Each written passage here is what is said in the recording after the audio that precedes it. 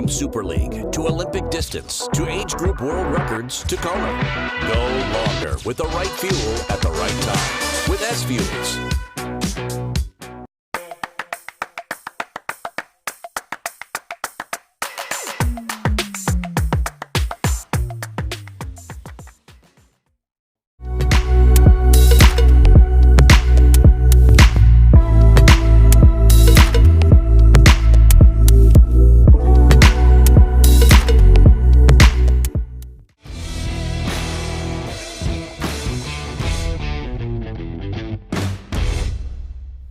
Hey everybody, welcome back to Breakfast with Bob from St. George, Utah. My name is Bob Babbitt. We're brought to you by Master Spa Zoot Sports, the original triathlon brand, HOKA, Let's Fly, SFuels, go longer, Biostarks.com, the code BWB10 for a 10% discount, Quintanaroo, Form Smart Swim Goggles, Zions Bank, Premium Plus Sports, and of course our Challenged Athletes Foundation.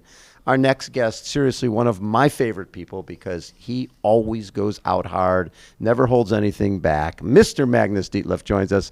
Magnus, is always such a treat to get to chat with you. Yeah, it's a pleasure always chatting with you. It's starting to become a habit. Which is good, right? Yeah, it's really we good. like it. We just need to do a championship edition with Magnus, and hopefully this year. Hopefully this year, yeah. I love it. So, Magnus, you went sub 8 hours at 3 Ironman races this year. And in the first one, Ironman Texas, when you went 7:58, you were on the side of the road for how long with a flat? Well, not just a flat, your whole tire was slashed. Yeah, approximately 9 minutes because I wouldn't be able to just replace the tube. So I had to wait for the technical to support to give me another tire. So I had to replace the whole tire. So you probably would have won that race fairly easily.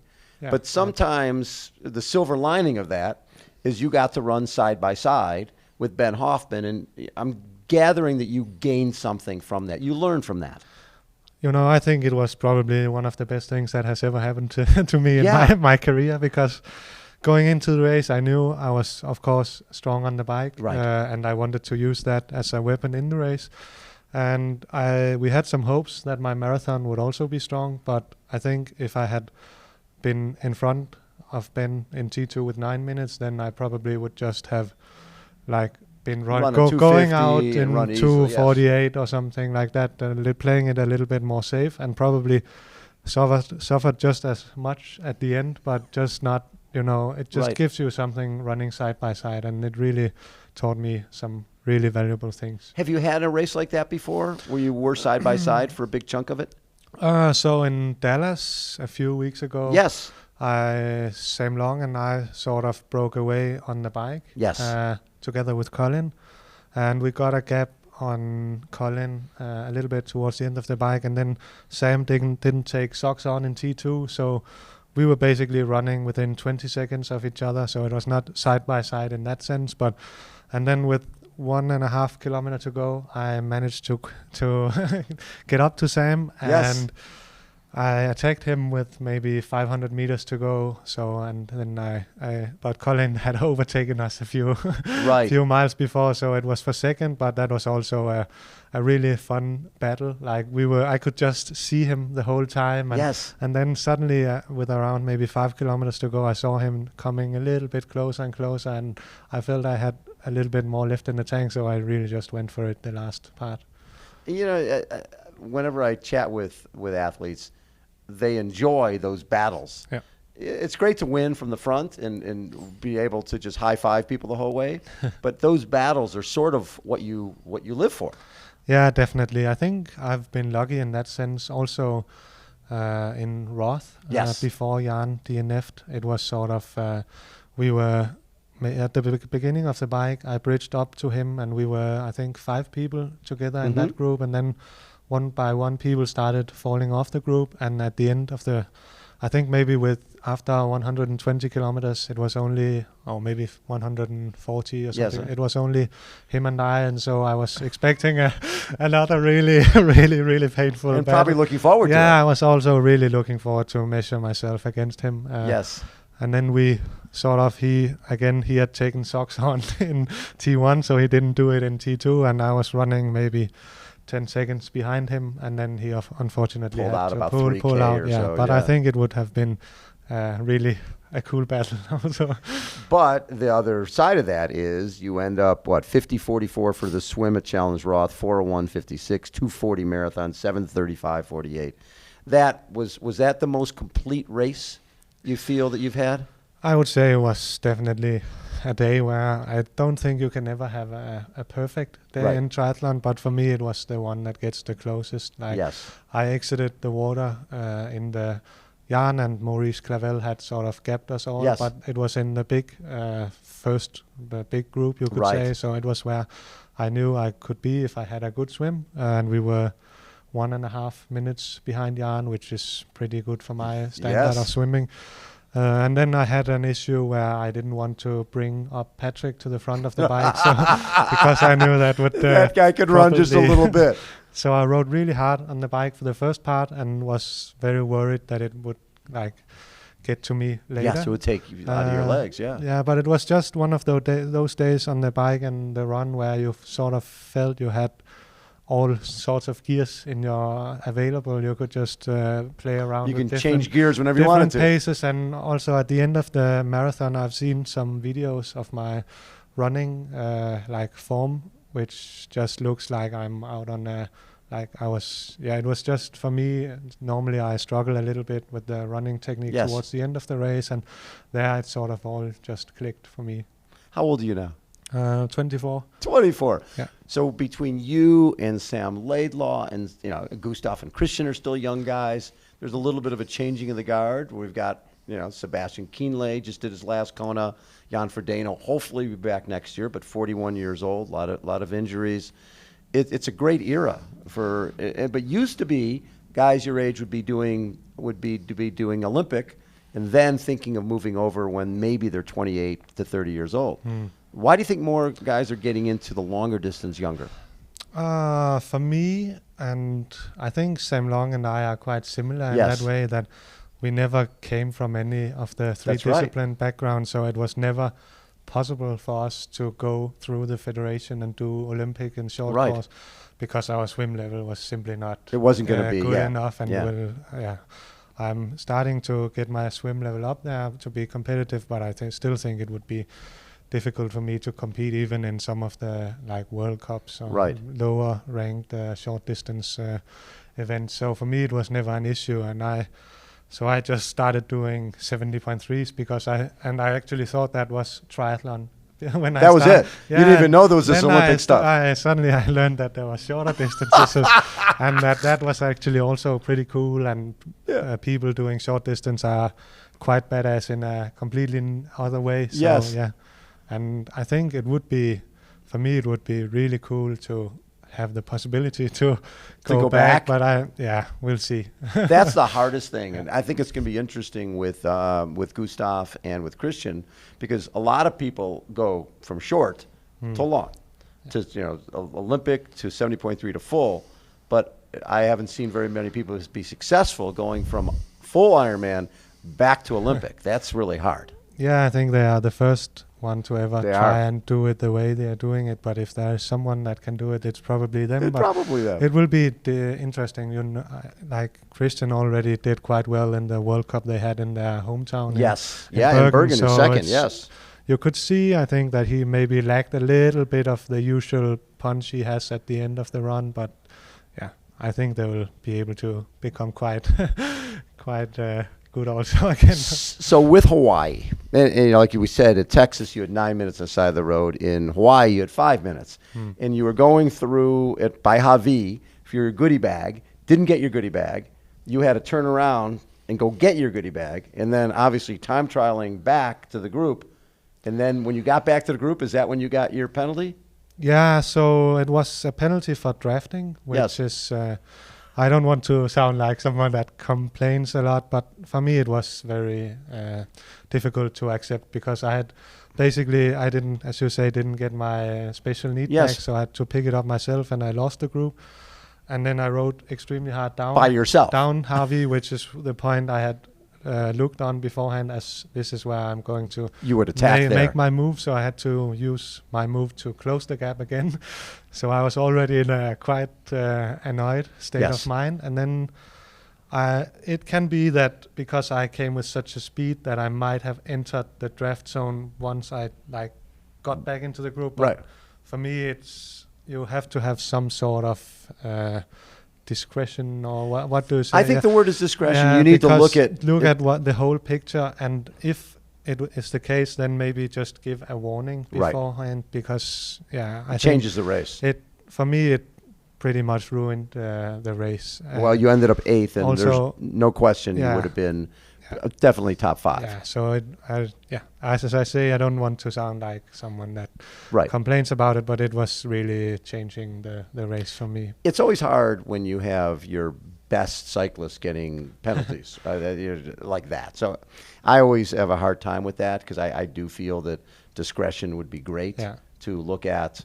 Like when you're heading down from Kauai High and you start to turn up to Hawi, some people will take the turn fast and might come up on somebody quickly. So I think the officials sort of need to look at that. There are certain moments where, especially on a rolling course, it's impossible not to enter the draft zone when we are having a 12-meter rule. Right.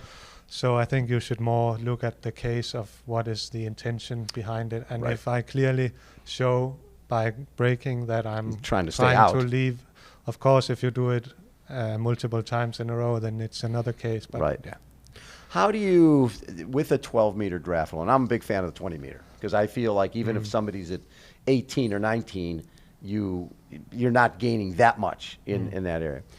How do you look at it with the when you've got a group of 5 or 6 and everybody's sitting 12 meters? Does it discourage you from trying to pass, because you have to pass 5 or 6 people? It's definitely, once you have bigger groups, it becomes extremely difficult to go through, both because you have to pass maybe 6 guys in within. We're world-class athletes. It's not like you're passing me. It's not like they are not doing passing me. You're 100 passing watts. They are really pushing themselves. So you really have to go into the red zone, and then the idea with the move is probably, I don't know what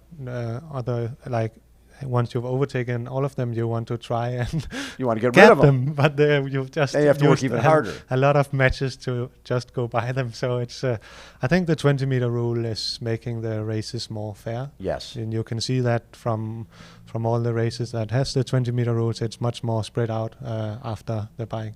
When I look at winning Challenge Roth, 2nd at Texas, and 5th at Collins Cup, 5th best time at Collins Cup, and then 2nd at PTO US Open, that you've had a phenomenal season. And the balance between when you're racing PTO US Open, you're racing, and Collins Cup, you're racing Olympians and you're racing Ironman guys, but there's a lot of speed there.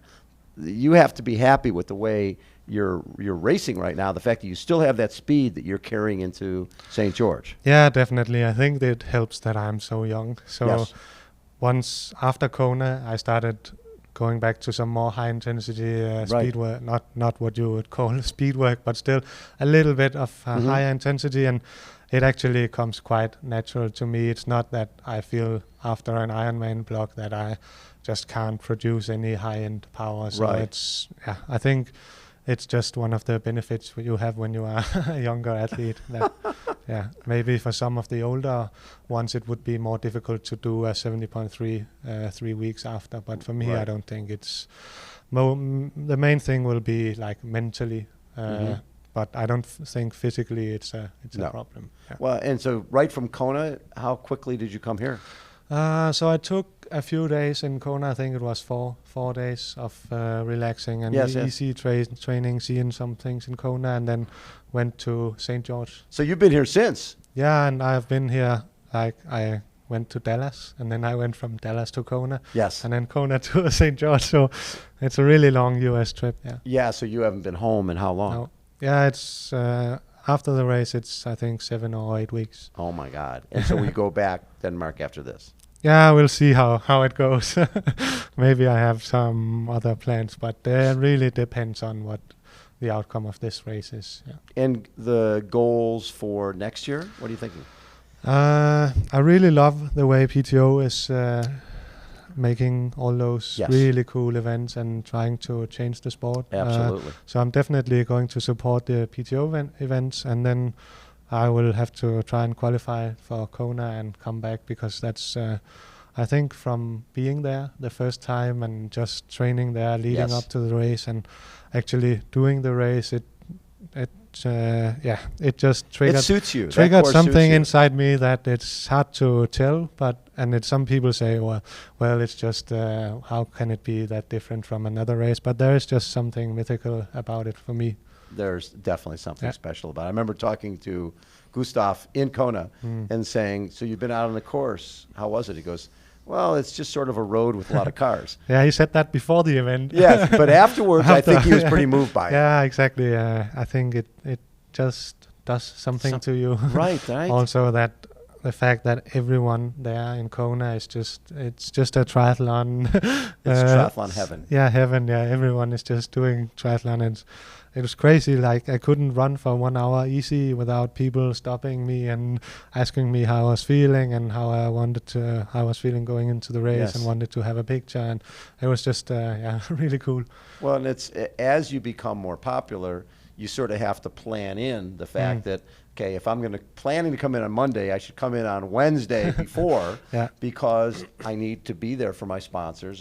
That's part of the obligation of a pro. Yeah, definitely. There was a lot of stuff before the race that you have to handle, but I think my team and I actually did a really good job leading into the race. Yes. I felt like we did basically everything we could to be as ready as possible for the race day, and I think also I showed that until the turnaround point it was going pretty well, so I will definitely have to come back next year. The fact that you still ran 2:48, and I remember you saying that most of the time in that race people blow up. Yeah.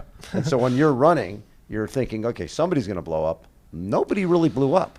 No, so I started the run after my penalty in maybe 8th position, and then it was maybe a little bit of a stupid thought, as it is Hawaii, but I was sort of thinking, okay, I'll just push it a little bit to see if I can get into the race again. Maybe top 5 or something. Yeah, and then hope that people will blow up around Energy Lab. Yes. And then I caught Sebi, which that was a really cool experience, actually. I caught him going up Palani. Yes. And then we basically ran the whole Queen K part out and Energy Lab out and back together, where we agreed to take turns 1 kilometer at a time. So is that right? We were basically like doing when you are riding in a group on a bike, because there was quite a lot of wind. So that was really special for me to also get to experience that in his last Kona.